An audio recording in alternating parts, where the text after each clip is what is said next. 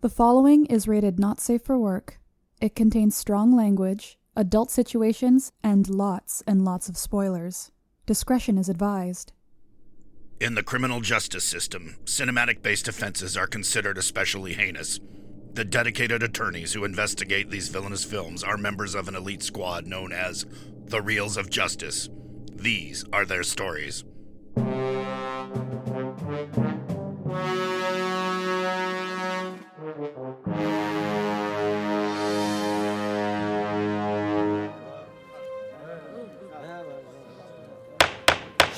Order, please, order! The Reels of Justice is now in session. Judge Dylan J. Schlender presiding. Will you all rise for the Honorable Judge Schlender? Be seated. Welcome to the Reels of Justice. Today we are hearing the case of The People versus Home on the Range, a 2004 Disney animated feature about 3 cows who must save their farm by collecting the bounty on a notorious cattle rustler. For those of you unfamiliar with our court proceedings, we are here to determine if this film is guilty of being a bad movie. As always, films are to be considered excellent until proven awful, and the burden of proof lies upon the prosecution to prove beyond a shadow of a reasonable doubt that this film is guilty. Mrs. Nicole Miola and Mrs. Caroline Freeman of the Defining Disney podcast, you are appearing on behalf of the prosecution. You may present your opening statement. Home on the Range is, by and large, one of the worst Disney animated films. Its story is lengthy, as it is a 70-minute film. However, very little happens throughout the entire plot. The music very rarely fits the action on screen, and is often more dramatic than any of the action or empathy to the characters would lead you to believe. And frankly, none of the characters are sympathetic in any way, and very few of them have any depth. Overall, this was one of the weakest outings of any Disney film since the year 2000. All right, thank you. Appearing on behalf of the defense is Mr. Rootin' Tootin' Ryan Luis Rodriguez. Please present your opening statement. These stupid goddamn nicknames. It's a great nickname. Now your opening statement. The creatives at Walt Disney Animation found themselves in a weird place in the early 2000s. Their theatrical outings were earning less and less despite costing more and more, and the only critical hits that the company enjoyed came in collaboration with Pixar. These new century outings received a poor response, but as I approach my midlife, I find myself more and more enchanted by the hand-drawn output of Disney during this time, like Home on the Range. It's full of characters with actual character, inventive and economic meldings of 2-dimensional drawings with 3-dimensional elements, and drowning and heavily stylized and very asymmetrical poses and backgrounds. Moreover, it functions as a classical, simple story. Established character, established conflict, characters resolve conflict, we all go home, yada yada yada. Is Home on the Range the best Disney movie of the era? No. It's no Emperor's New Groove or Lilo and Stitch or even Atlantis, The Lost Empire, sure. It's no masterpiece, but it's not bad. How can you hate a movie with the tagline, bust a moo? Take a chill pill, prosecution. It's 76 minutes. It's cute. Relax. 2 stars. Thank you, Mr. Rodriguez. Prosecution, you may proceed with your first exhibit. I would like to begin with Exhibit A, which would be the overall story. Sure, it's 75 minutes, and arguably the short runtime might be tolerable to the average audience. However, there is so little substance in this overall story that you are begging for the credits to appear. When we're looking at our clear beginning, middle, and end, including a solid climax, imagine, if you will, the classic Westerns of old. We have a hero that we want to root for. We have a villain that we hate and despise and want to see them fall.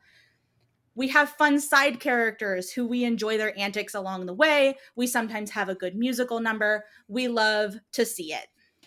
However, this movie has none of those elements. Our lead character, voiced by Roseanne Barr, of all people, starts off as a washed-up show cow, wanting us to admire her udders. Please focus on the movie. That is the movie. Unfortunately for me, I had to sit through 76 minutes of Roseanne Barr being Roseanne Barr for a children's movie. And honestly, even compared to the other Disney films of the digital age, sure, it's not Atlantis, it's not Treasure Planet, but it's not Emperor's New Groove, it's not Lilo and Stitch, it's not any other film because it is so abysmal. When we're looking at the overall story, we do have a cute plot of needing to save Little Patch of Heaven and needing to get exactly $750 to save the farm. But 3 cows decide to take this journey, and Roseanne Barr's cow is the one that has the immediate buy-in. There's no real reason to love or buy into this main cast and their main purpose because we have spent a total of 3 minutes with them. When we're looking at a story, in order to buy in for the audience, we need to know a why, and we need to care about that why. That cannot be found here. Okay, Mr. Rodriguez, are we able to buy into these characters on this story? Absolutely. They're talking cows. How can you not buy in? But what I really want to get across is, so I'm hearing a lot of this, it wasn't a typical Western. It wasn't supposed to be this for kids, that we don't care about these protagonists so that they're unlikable. What if it's trying to subvert the genre? What if they're going against this whole Sid Field 3-act structure and just going crazy with it, but keeping it small? I admire that about this film, and I think that everything you just said was unfounded. Thank you. Prosecution, please continue. I would like to present Exhibit B, in which the music of the story rarely fits the action on screen. Now, normally, Nicole and I would be singing the praises of Alan Menken, who composed the incredible music for this tragic film. However, he composes incredible music that has nothing to do with what's happening on screen. For instance, the number Will the Sun Ever Shine Again? Menken actually composed this number after the 9/11 attacks. For some reason, he decided to include it in this film in a scene where the cows are stranded on a desert dune by the flash flood, which is another thing entirely that we will present in a moment. But Is that the Reba McEntire song? no, it is not. I don't believe Reba McEntire actually features at all on this soundtrack. Ooh. No, point of clarification, it was Bonnie Raitt. Bonnie Raitt, that's who I was thinking of. My bad. Ah. Additionally, the only songs that Menken does succeed with purely serve to set the scene. They do nothing to develop characters or develop the story at hand or move along the story, which is typically the point of any musical numbers in a Disney film. What I'm hearing is a lot of ungrateful talk about honoring 9/11 victims with a movie about talking cows. Now, I think that that's completely in its wheelhouse, and I think that it is completely within its own right to do that. Thank you, Disney. Thank you very much. For the record, you are endorsing the 9/11 song, and there's some kind of pro-metaphor in this movie for that? I said nothing about a metaphor, but I did endorse it. Oh, okay, fair enough. I would argue that there is absolutely zero relevance between a movie about talking cows and 9/11 or New York You weren't City. there. You don't know. Do you want to bet? Weren't there for 9/11 Do I want to or bet for that the you movie? weren't there on 9/11? I think I could make that bet pretty well. All right, order. Let's prosecution. Is there anything else you'd like to wrap up about the music? What we fail to recognize here is that Disney is known for its music. It is one of the pillars of a great Disney film, even for films that are not quite as strong that we recognize from the Disney canon, still have very strong music and memorable music at that. What Home on the Range does, particularly with our villain's yodeling song, is they don't actually use full original music. They sample a bunch of classical music within the actual yodeling song, which reeks of cookie cutter, out of ideas, scraping the literal bottom of the barrel tactics, rather than coming up with any form of originality. I disagree wholeheartedly with that sentiment. I think that in incorporating previously done tracks, I think that it honors the past, which this is a movie set technically in the past, so it's all part of a continuum. But also, I think that what it's doing is contextualizing the old as part of the new. If you think that yodeling, the William Tell Overture, is honoring any classical composer, you have another thing coming. We'll let the jury decide that. I would also think that bringing up Beethoven's Ninth Symphony in the form of a yodeling song is also vastly inappropriate. And also, granted, the proper context of this yodeling song is to hypnotize cows. And the only cow that is not susceptible to this yodeling is a cow that is tone deaf. Which is not how being tone deaf works. They're very yodel-phobic, aren't they? I don't think it was that they're anti-yodeling. They're just anti-yodeling that borrows from the classical I'm canon. pretty sure they're just anti-yodeling, but they can proceed. I would argue that there's no evidence for us to be anti-yodeling. As you can hear in our episode dissecting this film, you will see that we give plenty of suggestions of what would have been appropriate to sample. For instance, country music.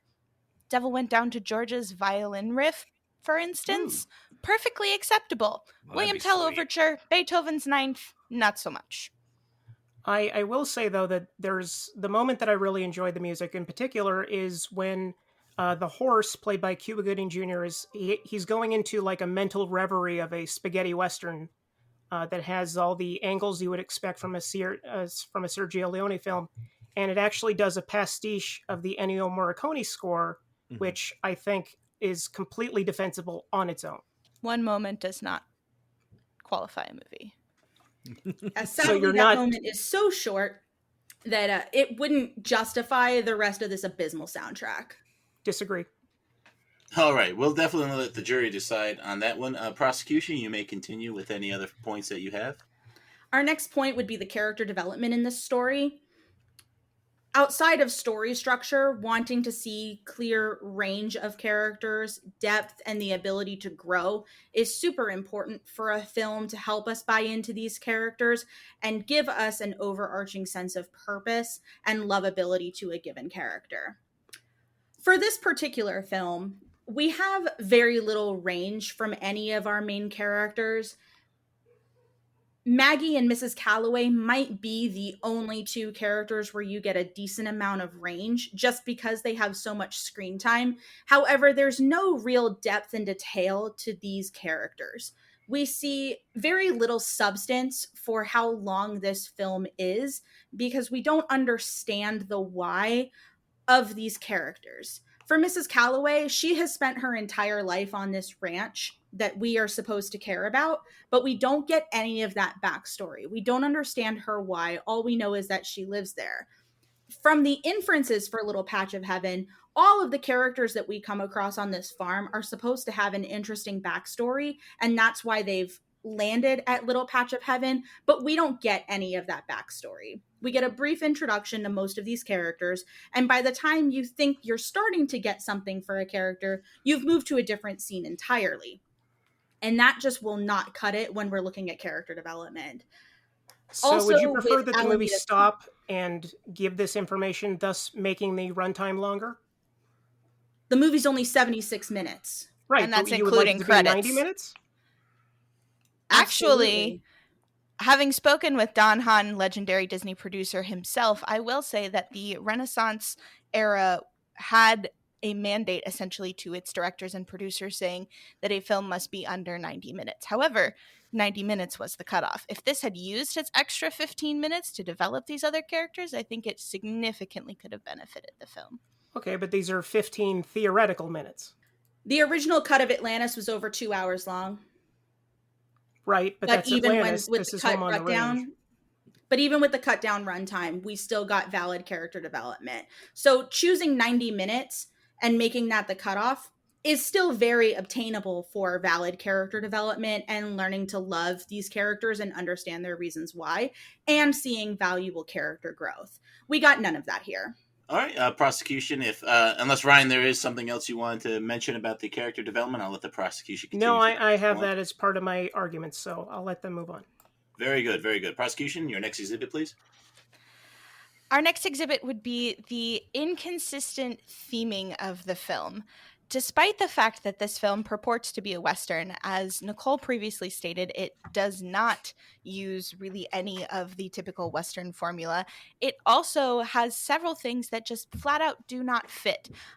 Someone please explain to me how a British cow got to Dust Bowl America. No one? No one? I got something. Practice. Hold on. Think Operation Dumbo Drop. Okay, is that in your head?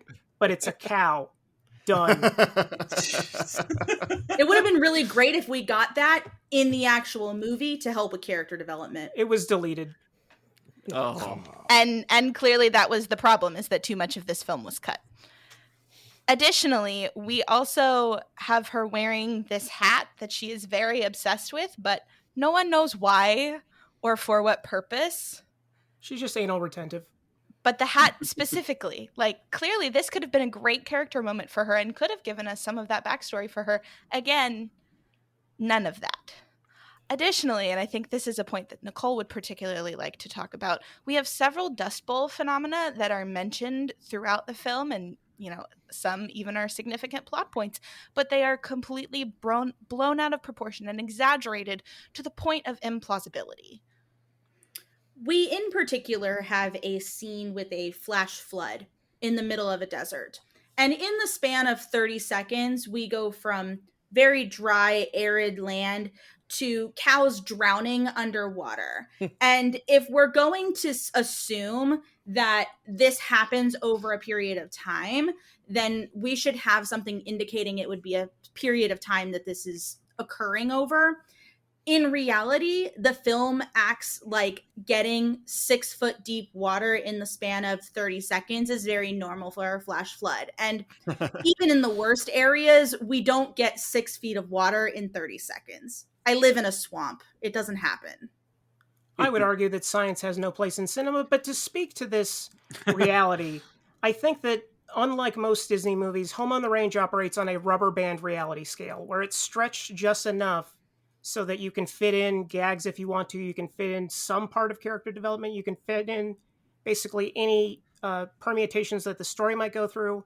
All of this can then be snapped back instantly to something that's realistic, or it can just be pushed and pushed and pushed, but because it's a rubber band, it can always snap back. Or it can break. That is possible, This but is a this is very actually dried out 2 rubber bands tied up together. territory. So it's super strong. No. I mean, keeping in mind, this is a movie about cows becoming bounty hunters. Yeah, I'm pretty sure Absolutely. cows don't talk, dude. County hunters. We've already suspended our disbelief to the point where we are buying in a little bit to this quest that these cows are on. We've already pushed ourselves to the point of so much suspension of disbelief that adding yet new scientific phenomena that do not occur in reality just breaks it. Counter Star Wars. Star Wars is does a better specifically job labeled at science fiction. Yes. Also, Star Wars does a better job at making things more real and more believable than this film does. Like midichlorians. The yodeling in Star Wars was a lot better. I think we'll let the jury decide as far as the Greedo rubber yodeled band. first. Okay, easy there, Mr. Rodriguez. You're on thin ice. All right, prosecution. Would you like to move on to your next exhibit? We would like to move into the realm of cinematography. And in the realm of cinematography, we personally like judging based off of a montage count that a film can have. Montages have their place within films because there are important events that you can montage through in order to achieve a certain purpose. However, by our count, there were 3 different montage counts within a 75-minute film. And that's not including the time skips that occurred throughout the film. That's still fewer montages than Rocky IV. And how long was Rocky IV? Not long enough. Stipulated order. Move on from Rocky IV. That being said, we can argue that this film does a lot more telling than showing. For cinematography, we want to have an equal part of seeing versus telling in order to show and flex the muscles that Disney Animated Studios has. Because it was in 2D and arguably one of the last 2D films that we would see, we have plenty of opportunity here to really flex the muscles of the animated studio, and we fail to do this. From what I understand, the film was made during a particular strife-ridden period, and I think that we can't necessarily hold what was happening in the department against the film, although it is kind of relevant.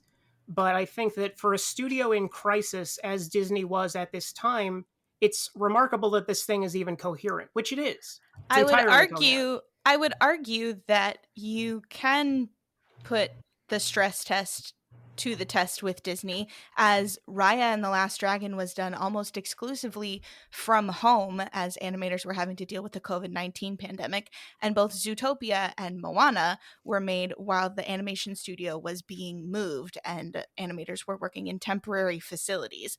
All three of those movies vastly outshine this one. And in all three of those movies, people came to work knowing that they would be there the next day. We also saw Disney animated studios cut films and put films on hiatus indefinitely until a story could be done. Alice in Wonderland went through 5 rewrites at minimum before it was released on the silver screen. There's nothing saying that Disney had to keep to a 1 film a year schedule if what they were putting out did not meet Walt's quality standards. When you got talking cows, why bother rewriting that shit? I think that would prove the point, because they shouldn't have released something, but they thought Talking Cows were going to be the best seller for them for 2004, and that just simply wasn't going to cut it against the field of animated films. And that actually leads us into our next exhibit, which is that critics at large and the box office agree that this was a terrible film. Rotten Tomatoes aggregates this movie at 53%, Metacritic even lower at 50%. The Chicago Tribune said, satirizing the movie Western can make for a great cartoon, but Home isn't good satire or good slapstick. It does have lyrical, catchy Mencken tunes, and the film perks up whenever Raitt or Lang sing one of them, but much of this movie is deadly. Home keeps milking the same gags and throwing the same bull, and after a while you feel cowed watching it. That's funny. Oh my. I choked on all those puns. Oh, That's not me. That's Chicago Tribune. You got to take it up. Those critics really got beef, huh? Oh, go to hell. Take it easy in the jury over there. All right. Ben. Roger Ebert also said, its real future, I suspect, lies in home video. It's only 76 minutes long, but though kids will like it, parents will be sneaking looks at their watches. That is I think a reference that's an to point. That is a reference to the parent punisher phenomenon that Disney producers and directors of the Renaissance specifically tried to avoid. I would say that speaking about this possibly being direct-to-video is actually, I'm glad you brought that up, because I honestly think that if it did go direct-to-video, I don't think that people would hate it nearly as much as they do. But at the same time, I can't use that as defense to say, well, it wasn't good enough for theaters, because I don't necessarily believe that. But I do think that a lot of this film's supposed sins would be brushed over if it got that same treatment. And to speak to the review aspect, box office does not determine whether or not a movie is good. Many movies Good thing, have because the repeatedly box bombed. office only brought Excuse in me. 145 million. Excuse me. Order, please. Please continue, Mr. Rodriguez, on your box office point. Box office does not determine whether a movie is good, neither do reviews. If all these things, including awards, dictated what the best movie of the year was, Citizen Kane wouldn't have lost Best Picture in 1941. But it did. It did. And guess what? It's still the greatest movie ever made. So there's that. I would argue that that's purely subjective and ought to be stricken from the record. I mean, that's So kind of saying what that we're here box to office do. is yeah, but box offices in aggregates, they can be counted. Yeah, right. They can absolutely. Box office measures and review aggregation is one of the best objective methods with which to measure a film. The only thing Not in objective this about it is that courtroom. it got bad reviews. Yep, that's the only thing we objectively agree on. Well, this kitten's got claws. Meow. All right. I would also have to say, in terms of the popularity of this film, that Disney itself is ashamed of it. They literally do not acknowledge this movie anywhere in any of their additional media material, whether film, TV show, or streaming service. The only reason it's on the streaming service Disney Plus is because they made it. It is not advertised anywhere. It is not used in any of their parks, any of their merchandise, any of their video games whatsoever. Well, it was actually part of the Beef, It's What's for Dinner campaign, but it did not go very well. All right. Prosecution, is there anything else you'd like to bring to the table before we swing it over to Ryan? I think one other point that we would like to bring up is quotability as a whole. Disney movies are notoriously very quotable. And for this film in particular, it falls significantly flat. And when we're looking at quotability, we look at things like writing with wit, things that we enjoy and want to repeat. However, there are certain scenes in this film that are downright uncomfortable.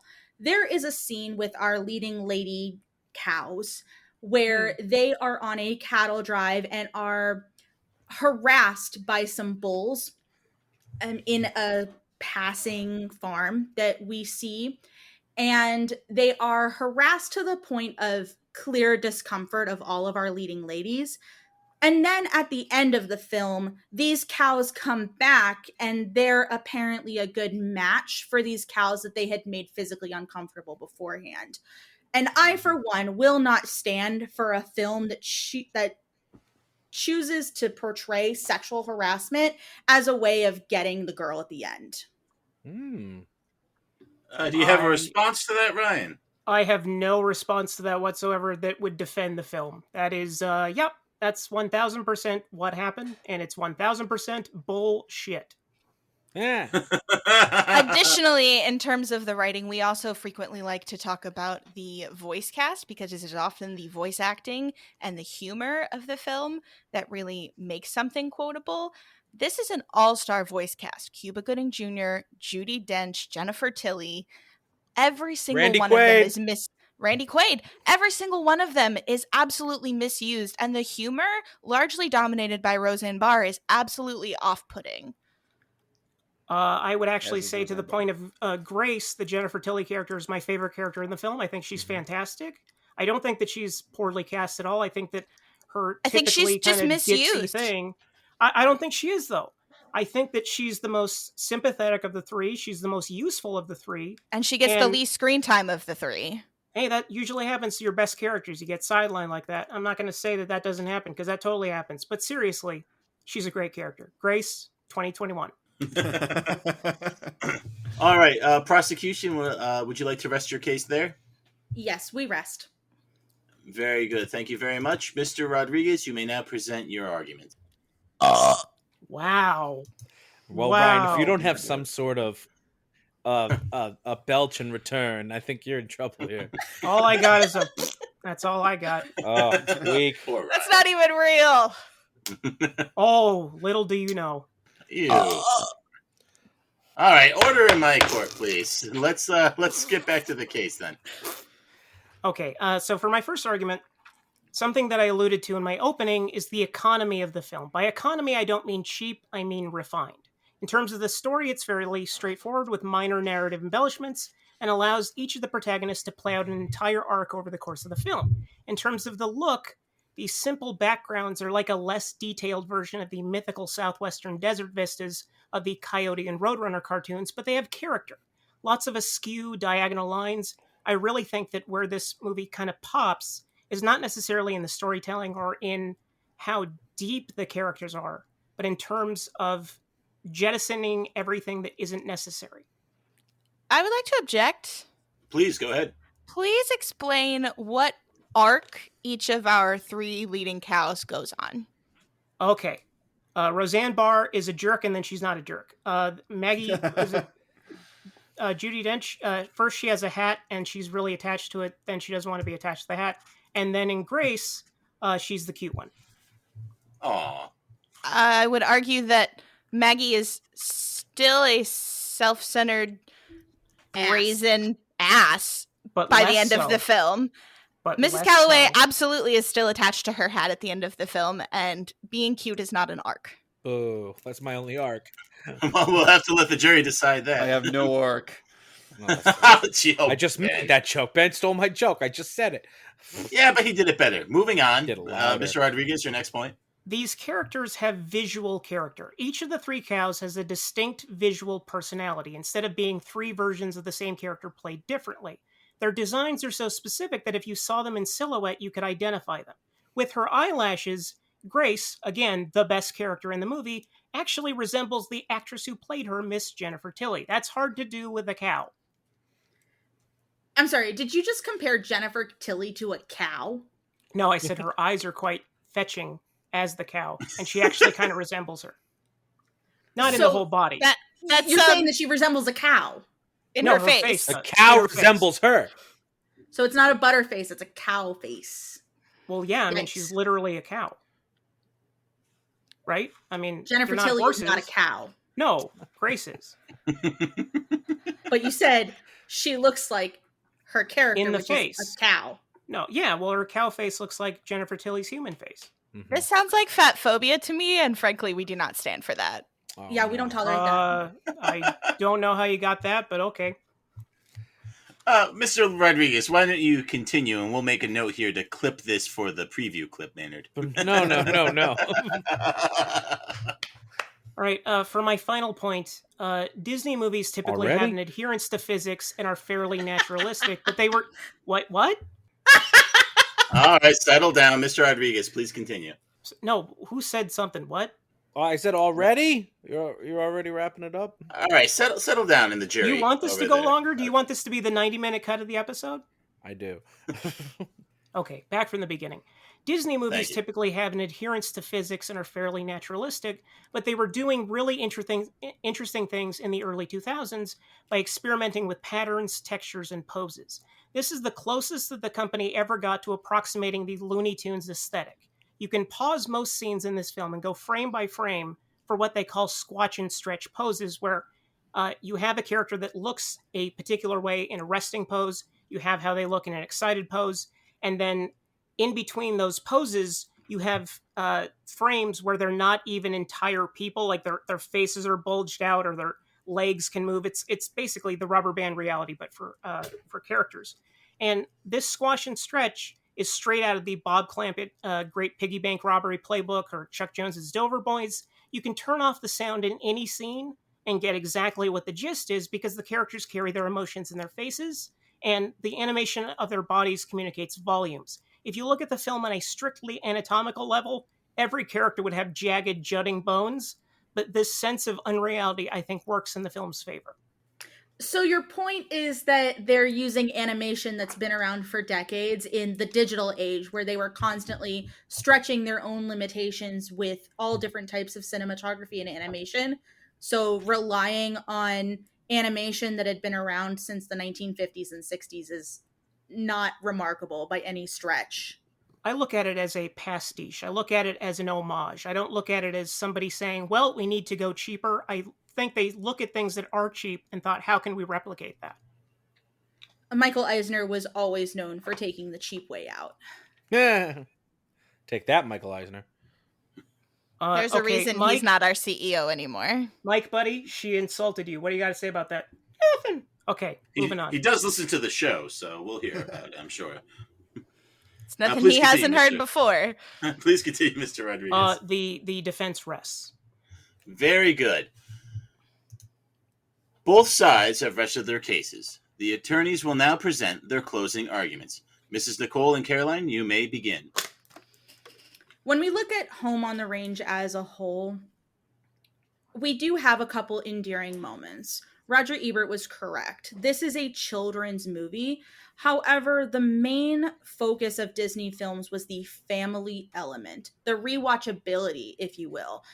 With this film, it is relegated to children's home DVDs and Disney Plus streaming services for the 7 and under crew.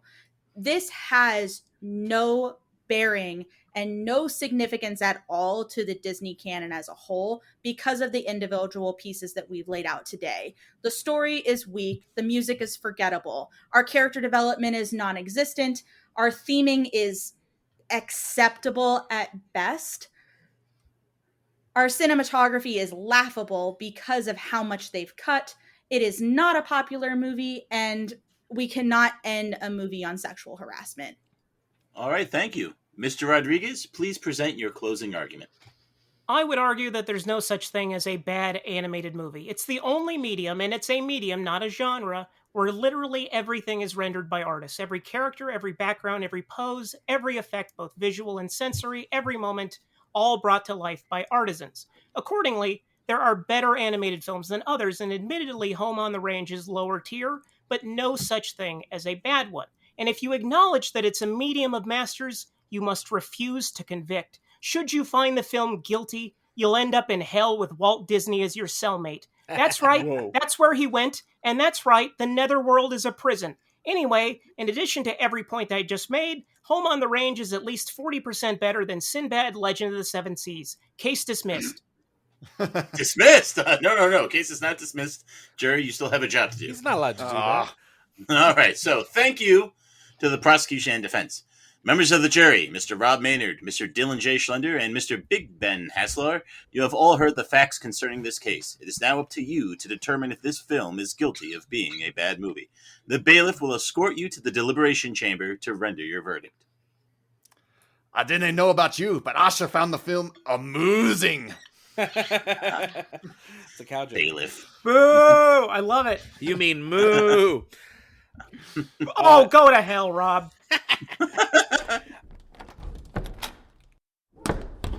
Okay, we heard some interesting arguments on both sides for this film. Dylan, what did you think? Okay, definitely a very strong case from the prosecution. Very. They definitely came.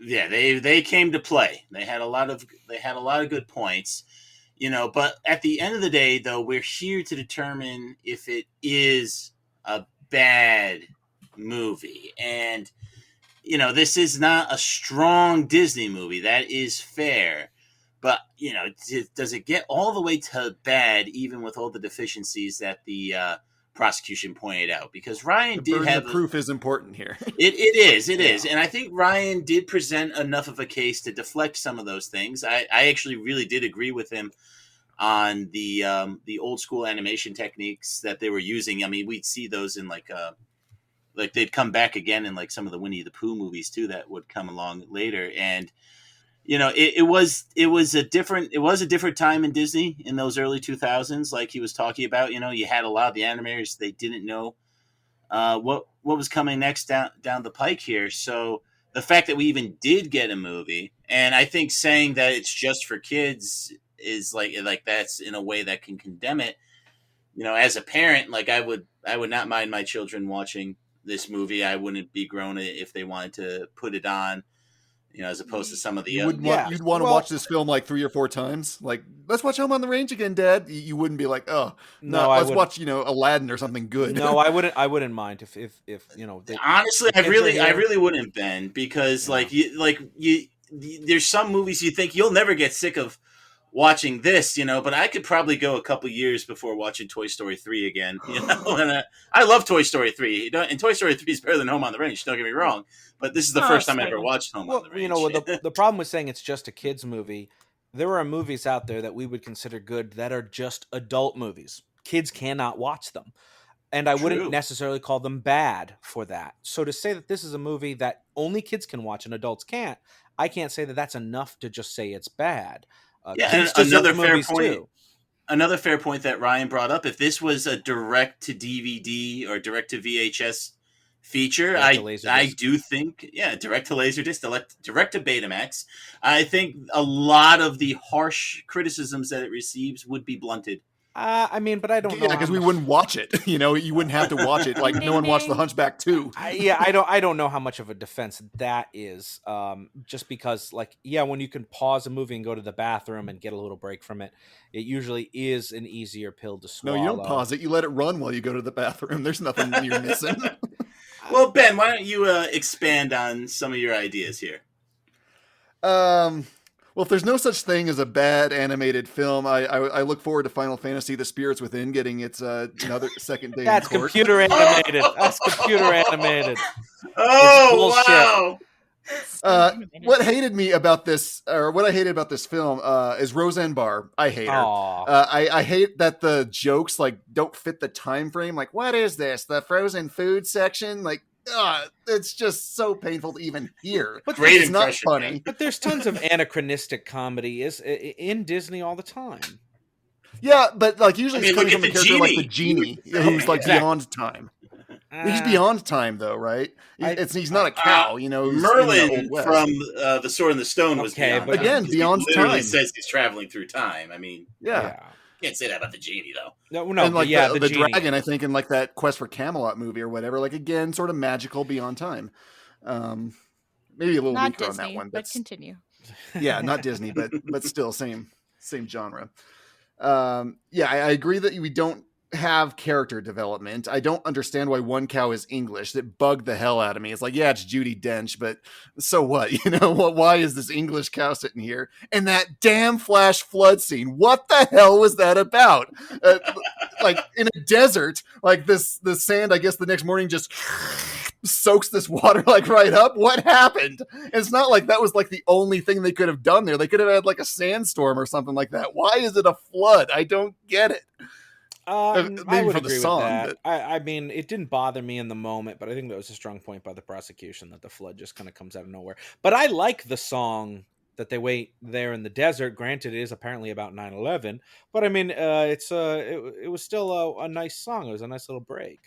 Yeah, I mean, even the prosecution didn't make too many bones about the music in and of itself being bad. It's just that it didn't fit. See, I didn't. So. Yeah, and I mean, they didn't like the yodeling necessarily of classical tunes, right? And I didn't even stop to think about that because I really liked that the bad guy yodeled to yeah, I did like that song, honestly. That was probably my favorite song of the whole movie. I thought that was the best, probably one of the best parts, is that it kind of subverts your expectation that he's going to be this bad guy, and then he ends up kind of being a sweetheart. You know, that uses good for evil. So I like that song. No, I agree. I did too. But I do agree on the character development. It's like Roseanne Barr doesn't really change. There is no explanation given for why Judi Dench is so attached to her hat. And while I liked most things about Jennifer Tilly, and I didn't mind the bull harassment scene because, like, they're put in their place.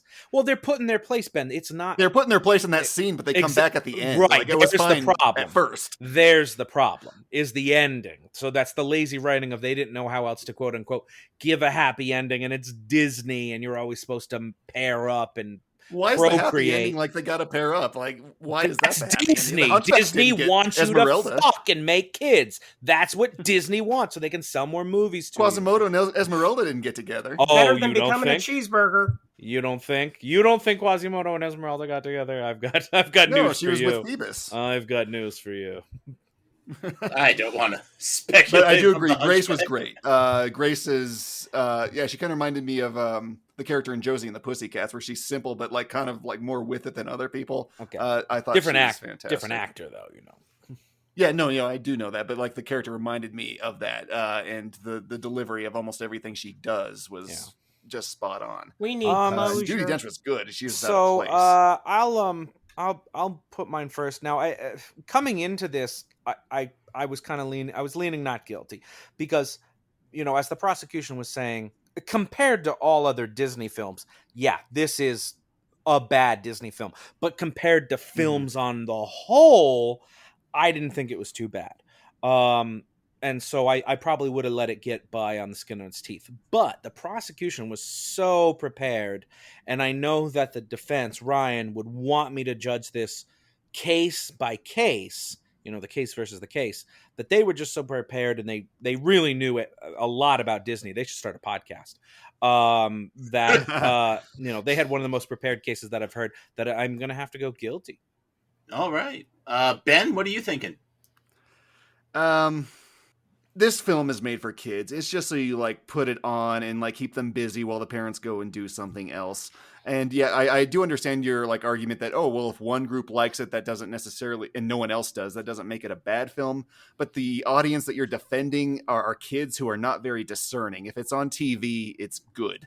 That's like their only qualification. Yeah, you don't know kids the animation. That well. I don't know. I mean, yeah, like, oh, they sing. Why do they sing or something like that? But nothing like discerning. So if that's like the only audience that would like this film, while the animation is great and Jennifer Tilly's great, it's not enough to hold anyone into this except for people who just want to watch TV for the sake of it. So I am also going guilty. All right. Well, I was gonna vote not guilty, and I still will, even though we're gonna come up with a guilty verdict at the end of the day. I think there was enough there, though. I will tip my cow hat to the prosecution. It was a very good case, but I think Ryan was able to make just a few points that got it over the line of not bad for me, but obviously not for you two, and that's all right. All right, then let's get out there and tell that very, very, very handsome, also handsome judge. Well, thank you. Mr. Foreman, have you reached a verdict? We have, Your Honor. In the case of The People versus Home on the Range, we find the defendant guilty of being a bad movie. Oh, no. Told you. Why would you The verdict... Easy now. The verdict is so rendered. I sentence Home on the Range to be locked away in the Disney vault to wait for a generation of less discriminating taste. Court is adjourned.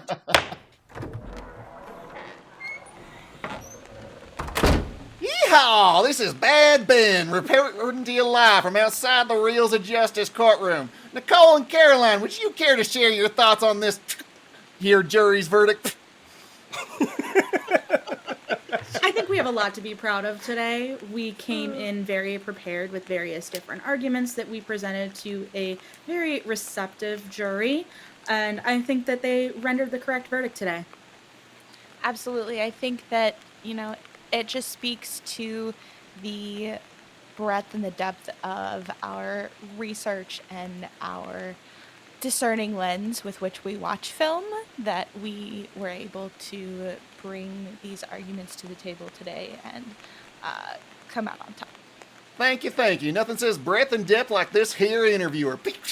And here comes Ryan Luis Rodriguez. Excuse me, could we get a word on how you thought about today's here verdict? Ho-ho! How you doing, man? How's it going? Yeah, I lost this one. Good, Fucking son. Crazy, ain't it? Oh, It's been a day. Yeah, I gotta retire now from the podcast. Here's my gun and badge. Bye-bye. Whoa, Ryan had a gun? I don't know who gave him a badge. And that's all we have from the courthouse today. Let's go to the studio for a post-trial analysis. I don't like Ben being a cowboy.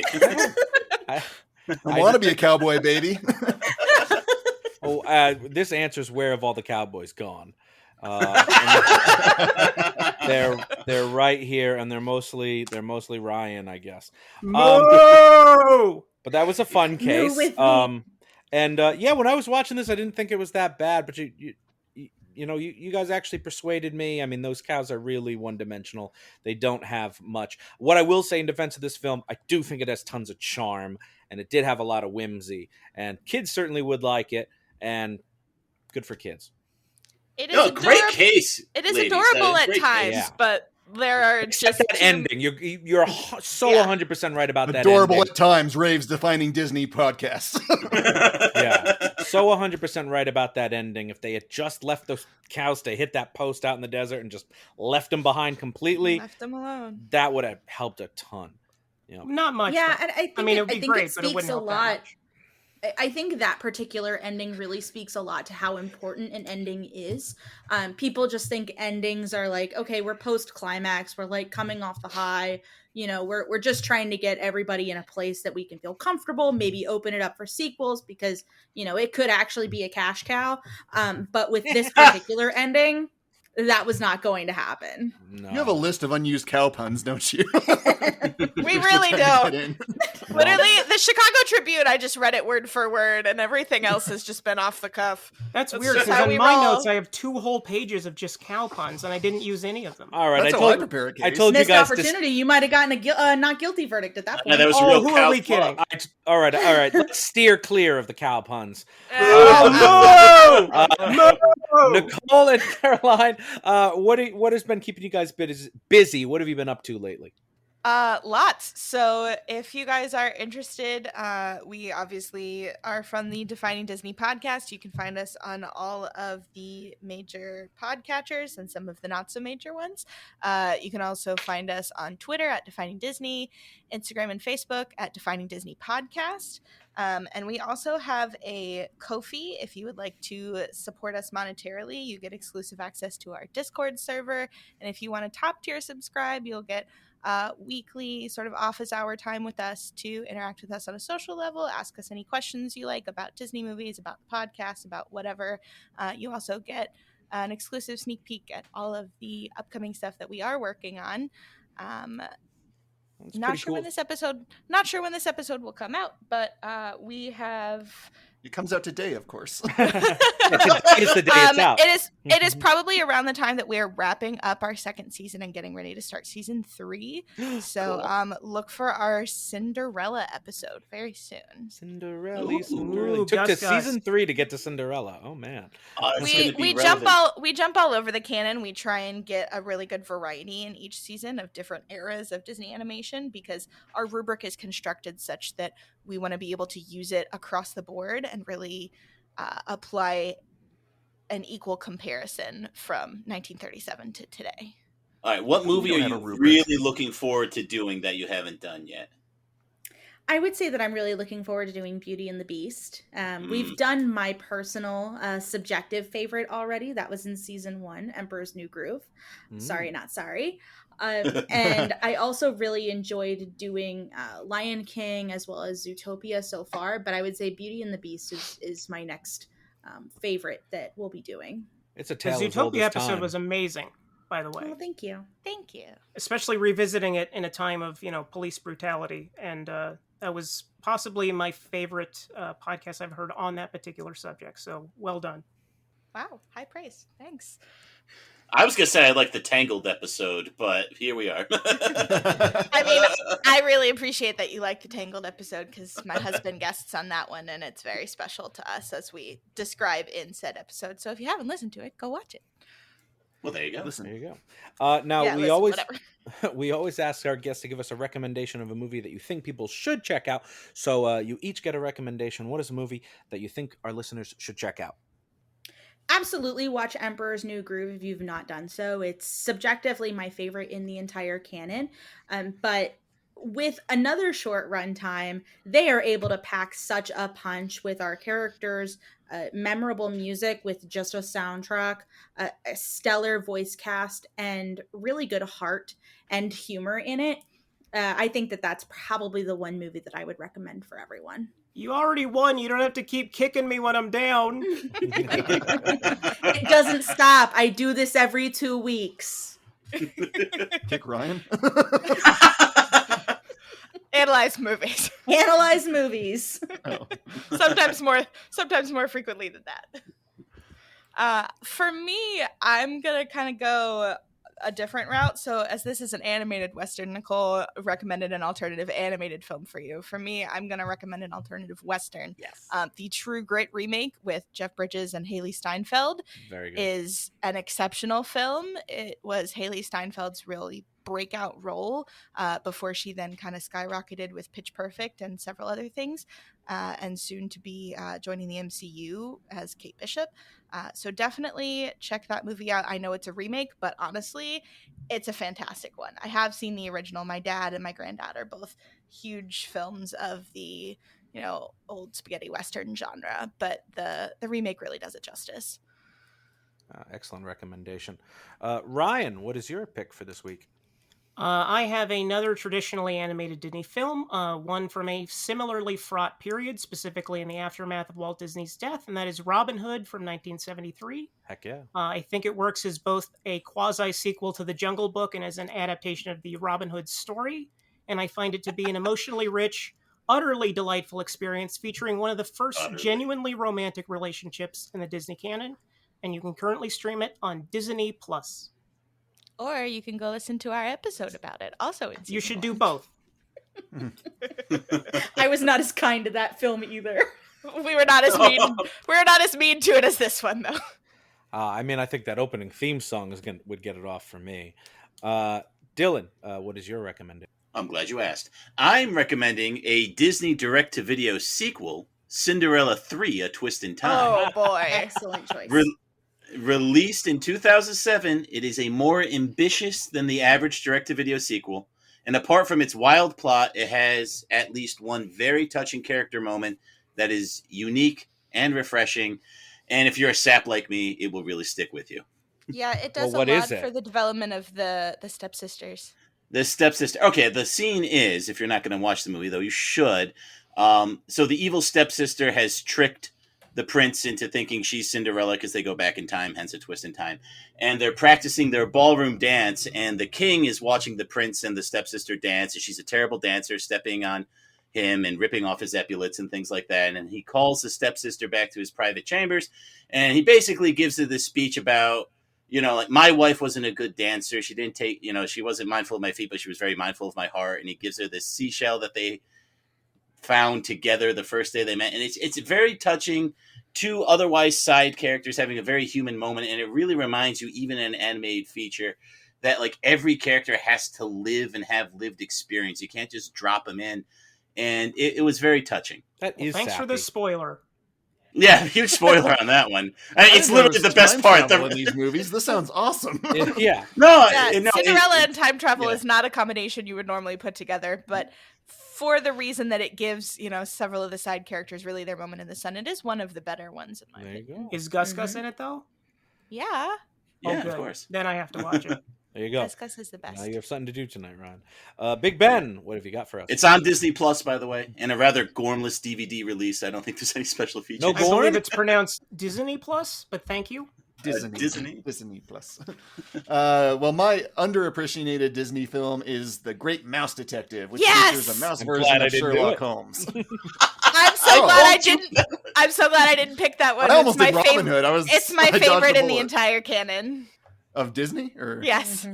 Oh wow. No, of mouse movies. It's not better than the Rescuers. Subjective favorite. It's not better than the Rescuers. Get out of here, yes, Dylan. It is.